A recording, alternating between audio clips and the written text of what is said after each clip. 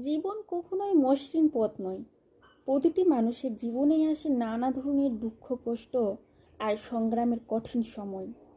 কিন্তু যে মানুষ এসব পরিস্থিতির মুখে ভেঙে পড়ে যায়, তার পক্ষে সাফল্যের শিখরে পৌঁছানো সম্ভব হয় না।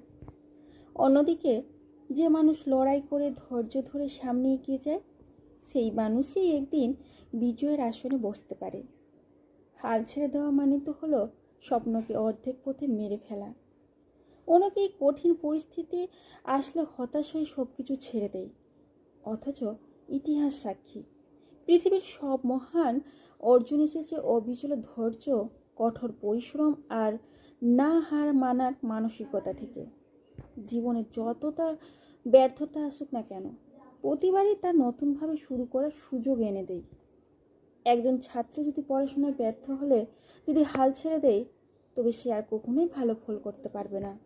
একজন খেলোয়াড় যদি প্রতিযোগিতায় হেরে গেলে যদি খেলা ছেড়ে দেয়, তবে সে আর বিজয়ের স্বাদ পাবে না।